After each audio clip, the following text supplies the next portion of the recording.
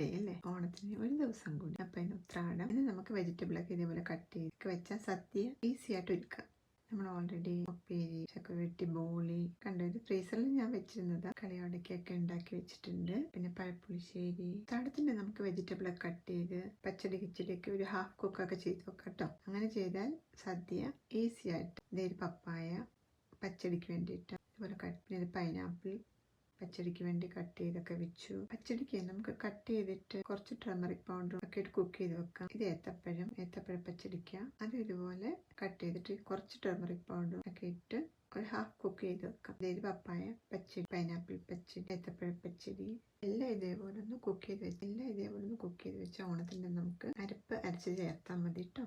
അതായത് മാങ്ങ കിച്ചടി, പിന്നെന്താ ഏത്തപ്പഴ പച്ചടിക്ക് കുക്ക് ചെയ്ത് വെച്ചു. ഇത് അച്ചിങ്ങ മെഴുക്ക് വെട്ടിക്കാട്ടോ. കുറച്ച് ചെറിയ ഉള്ളിയൊക്കെ ഇട്ട് അത് നമുക്ക് കുക്ക് ചെയ്ത് വെക്കാം.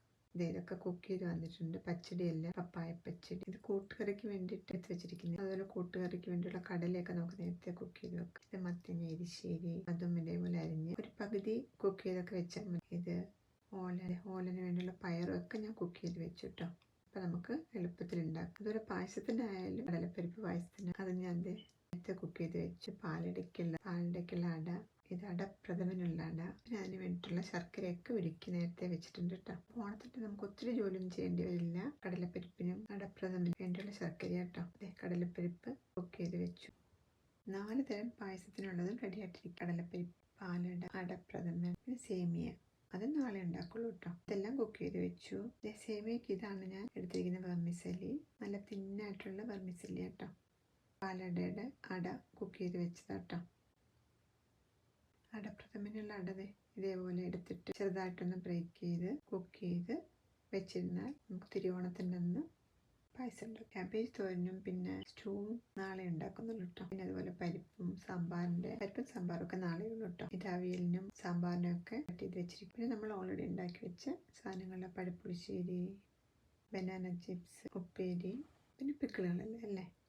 ശർക്കര വരട്ടി, ഉപ്പേരിയും പിക്കിളുകളും കളിയടക്കൊക്കെ ഓൾറെഡി ഉണ്ടാക്കി വെച്ചിട്ടുണ്ട്. ഇന്ന് നമ്മൾ ജസ്റ്റ് വെജിറ്റബിളൊക്കെ അരിഞ്ഞ് കുക്ക് ചെയ്യാൻ പറ്റുന്നതൊക്കെ കുക്ക് ചെയ്ത് വെക്കുക. തേങ്ങയൊന്നും അരച്ച് ചേർക്കണ്ട. ഇത് കാളനാട്ടോ. കാളനും ഞാൻ ഇതുപോലെ കുക്ക് ചെയ്ത് വെച്ചു. കാളനും കൂട്ടുകറിക്കും എല്ലാം ഞാൻ വെജിറ്റബിളൊക്കെ കുക്ക് ചെയ്ത് റെഡിയാക്കി വെച്ചിരിക്കട്ടെ. അവിയലും സാമ്പാറൊന്നും വെച്ചിട്ടില്ല. അത് നാളെയുള്ളൂ കുക്ക് ചെയ്യുന്നത്.